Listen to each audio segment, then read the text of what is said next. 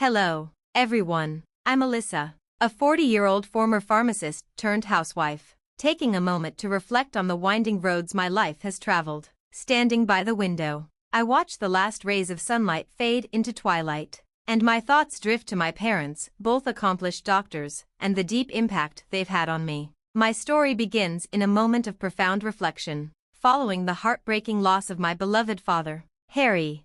From a young age, I was immersed in a world filled with the compassionate hum of medical discussions, the urgency of patient care, and the profound responsibility that comes with healing. While my parents carved their paths in medicine, I chose to explore the pharmaceutical realm. This decision wasn't an act of rebellion. It was a compromise, a way to remain connected to the medical field without overshadowing my parents. Growing up in such a nurturing environment instilled in me the values of hard work, dedication, and empathy. These principles guided me through college and into my career, shaping my choices and interactions with the world around me.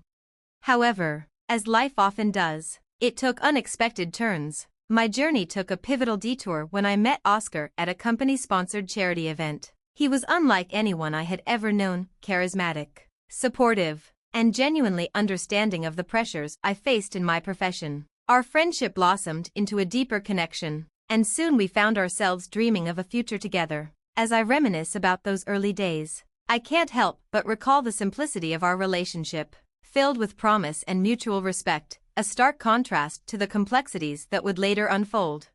Let me take you back to that fateful night when I first met Oscar, a turning point in my life. Introduced by a mutual friend at a charity ball hosted by my pharmaceutical company, the evening was adorned with elegance and a shared commitment to making a difference. Oscar's charm was magnetic, his quick wit complemented by a warm demeanor that seemed to brighten the entire room. As we danced beneath the soft glow of the chandeliers, he shared stories of his life, ambitions, and unique perspective on the world. Though he worked in finance, a field worlds apart from my medical background, his passion for his career was palpable, and it was refreshing to connect with someone so devoted to their craft. Our bond deepened rapidly, and within months, we were inseparable. Oscar proposed on a chilly December evening, just a year after we met. It was a beautifully intimate moment, one that felt like the beginning of a fairy tale, with the promise of a lifetime together. I felt elated. I envisioned a life brimming with love, support, and respect, the very foundation upon which I believed our marriage would thrive. However, the first hurdle appeared even before we exchanged vows. Oscar's mother, Eileen, was a formidable presence with a penchant for the extravagant and a critical eye that seemed to judge me based on my financial standing rather than my character. Her approval, which appeared crucial to Oscar, hinged on what our union could bring to her social status. Despite these warning signs, I was deeply in love, and as the saying goes, love can often cloud one's judgment. I convinced myself that any initial disapproval would fade once Eileen recognized the authenticity of our relationship. With Oscar by my side, reassuring me through every moment of doubt, I chose to focus on the positives, the love we shared and the future we were building together. In my heart, I clung to the belief that love could conquer all and that the challenges ahead were merely obstacles on the path to a lasting marriage. Little did I realize, these were just the early signs of the trials that would test both the strength of our bond and my own resilience. Reflecting on those days now, I see how much I still had to learn about the complexities of love and family dynamics, lessons that would shape my life in ways I never anticipated. Our wedding was a joyful celebration, a day filled with happiness and promise. As I walked down the aisle and looked into Oscar's eyes, I felt a surge of hope for our shared future. Yet, the initial bliss of married life quickly gave way to the realities of everyday challenges we had not fully foreseen.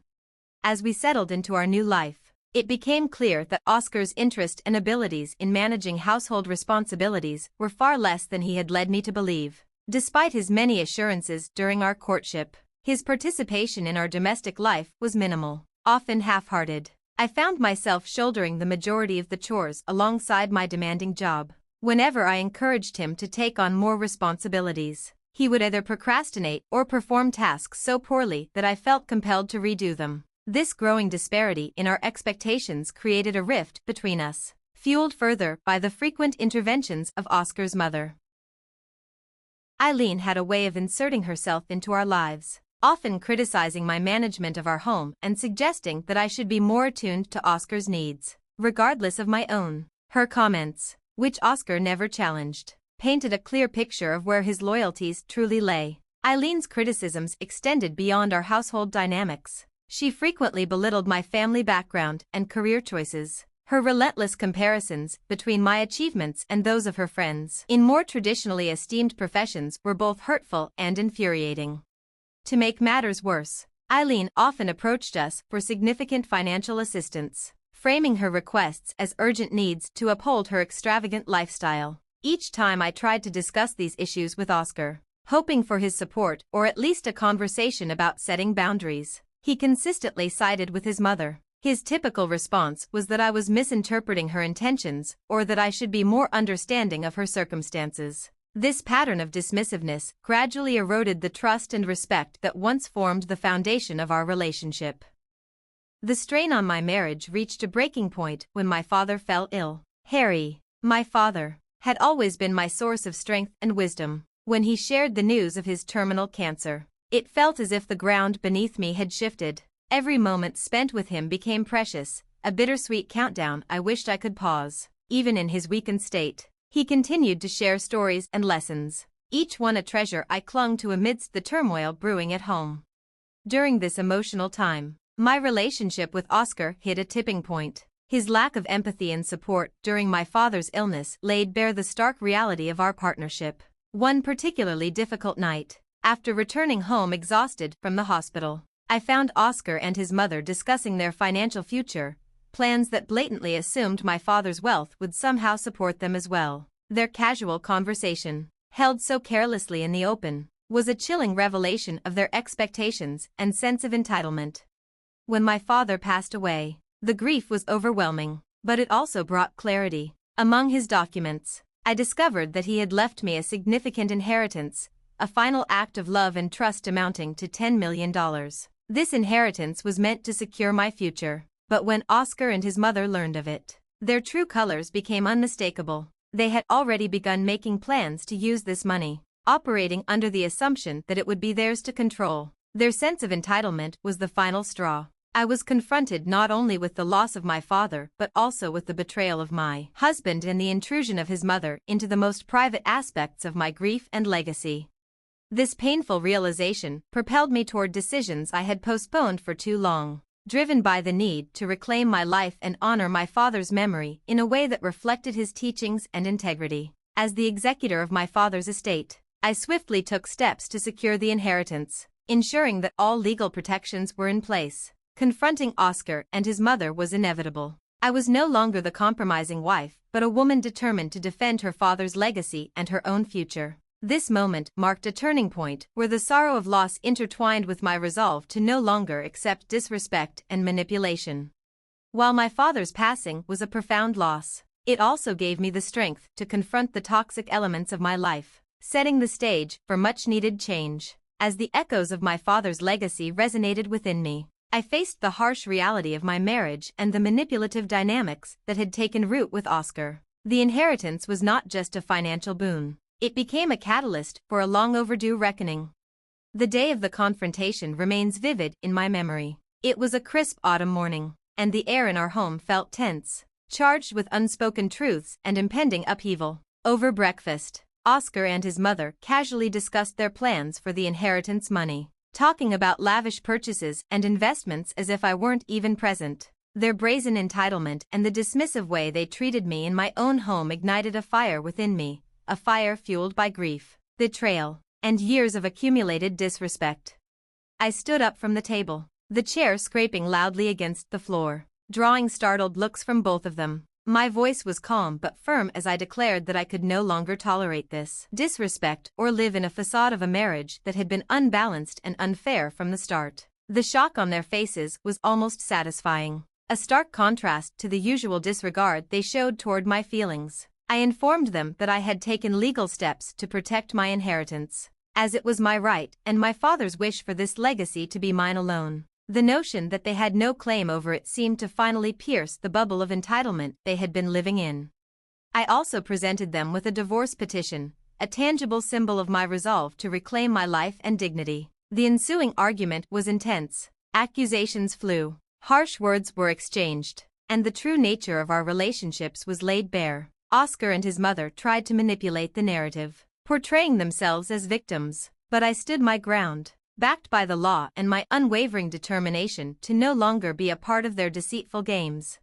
Once the storm of that confrontation had passed, I took immediate action. I changed the locks on the doors, ensuring that any further attempts at manipulation would be kept, both literally and metaphorically, outside my sanctum. This act of locking the door was symbolic. It was not just a barrier for them but a gateway to my new beginning. The divorce process, though emotionally draining, proceeded more smoothly than expected. Oscar's true character continued to show through his actions and demands. But with each legal victory, I felt a piece of my old self returning. The independence and peace I had longed for were finally within reach, and with every step I took, I felt more empowered and more like the woman my father had always encouraged me to be.